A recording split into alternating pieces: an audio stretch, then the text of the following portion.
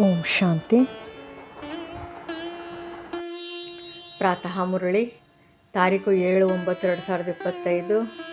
Revised ವಾಣಿ 31/12/2006. ವಿಷಯ ದೃಢತೆ ಮತ್ತು ಪರಿವರ್ತನೆ ಶಕ್ತಿ ಮೂಲಕ ಕಾರಣ ಮತ್ತು ಸಮಸ್ಯೆ ಎಂಬ ಪದಗಳಿಗೆ ವಿದಾಯ ನೀಡಿ ನಿವಾರಣಾ ಮತ್ತು ಸಮಾಧಾನ ಸ್ವರೂಪರಾಗಿರಿ. ಮುರಳಿಯ ಮುಖ್ಯ ಸಾರಾಂಶ: ಇಂದು ನವಯುಗ ಸೃಷ್ಟಿಕರ್ತರಾದ ಬಾಪ್ ದಾದಾ ತನ್ನ ಮಕ್ಕಳಿಗೆ ಹೊಸ ವರ್ಷದ ಹಾಗೂ ಹೊಸ ಯುಗದ ದ್ವಿಗುಣ ಶುಭಾಶಯವನ್ನು ನೀಡುತ್ತಿದ್ದಾರೆ. ಹೊಸ ವರ್ಷವನ್ನು ಸ್ವಾಗತಿಸುವಂತೆ ಹೊಸ ಯುಗವು ಈಗ ಕಣ್ಣ ಮುಂದೆ ಬಂದಿದೆ ಎಂದು ಅನುಭವಿಸಬೇಕಾಗಿದೆ. ಮುಖ್ಯ ಜ್ಞಾನರತ್ನಗಳು: ಹಳೆಯ ವರ್ಷಕ್ಕೆ ಮಾತ್ರವಲ್ಲ, ಹಳೆಯ ಸಂಸ್ಕಾರ, ಸ್ವಭಾವ, ಮಾಯಾಗಳಿಗೆ ವಿದಾಯ ಕೊಡಿ. ಮಾಡುತ್ತೇವೆ ಆದರೆ ಗೊತ್ತಿಲ್ಲ ಎಂಬ ಅವಿಶ್ವಾಸಿ ಸಂಕಲ್ಪಗಳು ಹಿಂಜರಿಕೆಯ ಬೀಜ. ದೃಢ ಸಂಕಲ್ಪ ಮಾಡಿದರೆ ಬಾಪ್ 1000 ಹೆಜ್ಜೆ ನೆರವು ನೀಡುತ್ತಾನೆ. ಹೊಸ ವರ್ಷದ ನವೀನತೆ: ಹೀಗೆ ನಿರ್ಧರಿಸಬೇಕು: ಮಾಯೆ ಕದಲಲಿ, ಆದರೆ ನನ್ನ ಹೃದಯದ ದೃಢತೆ ಕದಲಬಾರದು. ನಿಮ್ಮ ವೃತ್ತಿ ಅಂದರೆ ಆಕ್ಯುಪೇಷನ್ ಎಂದರೆ ವಿಶ್ವ ಪರಿವರ್ತಕರು, ವಿಶ್ವ ಕಲ್ಯಾಣಕಾರರು.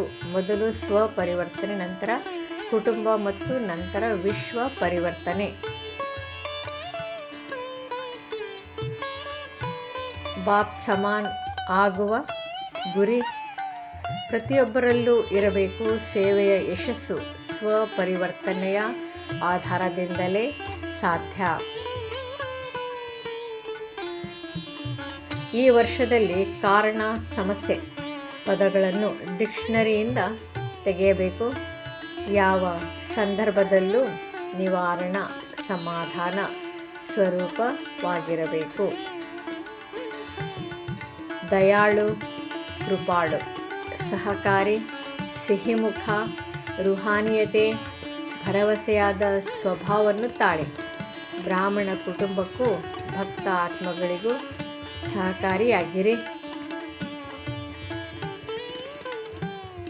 ದೃಢತೆ ಎಂದರೆ ಜೀವ ಹೋಗಲಿ ಆದರೆ ವಚನ ಹೋಗಬಾರದು ಎಂಬ ಅಚಲ ನಂಬಿಕೆ. ಇದು ಯಶಸ್ಸಿನ ಮುಖ್ಯ ಚಾವಿ. ವರದಾನ: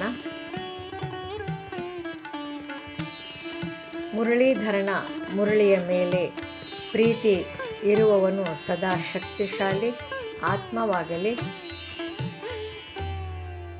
ಯಾರು ಮುರಳಿಯ ಮೇಲೆ ನಿಜವಾದ ಪ್ರೀತಿ ಇಟ್ಟುಕೊಂಡಿದ್ದಾರೆ ಅವರಿಗೆ ಯಾವ ವಿಘ್ನವೂ ತಡೆಯುವುದಿಲ್ಲ. ಮುರಳೀಧರನ ಮೇಲೆ ಪ್ರೀತಿ ಇದೆ ಆದರೆ ಓದುವ ಸಮಯವಿಲ್ಲ ಎಂದು ಹೇಳಿದರೆ ಅದು ನಿಜವಾದ ಪ್ರೀತಿ ಅಲ್ಲ. ಓದುವ ಪ್ರೀತಿ ಮತ್ತು ಕುಟುಂಬ ಪ್ರೀತಿ ಸೇರಿ ಕೋಟೆಯಂತೆ ರಕ್ಷಣೆಯನ್ನು ಕೊಡುತ್ತದೆ. ಸ್ಲೋಗನ್: ಪ್ರತಿ ಪರಿಸ್ಥಿತಿಯಲ್ಲಿ ತಮಗೆ ತಾವೇ ತಕ್ಕಂತೆ ತಿರುಗಿಸಿಕೊಂಡರೆ ನಿಜವಾದ ಚಿನ್ನವಾಗುತ್ತೀರಿ. ಅವ್ಯಕ್ತ ಸೂಚನೆ: ಈಗ ಪ್ರೇಮದ ಅಗ್ನಿಯನ್ನು ಹೊತ್ತಿಸಿ ಯೋಗವನ್ನು ಜ್ವಾಲಾರೂಪವಾಗಿಸಿ.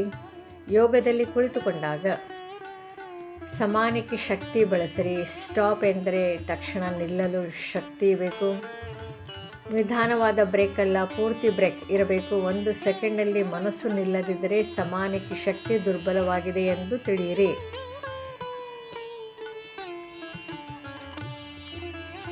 ಓಂ ಶಾಂತಿ.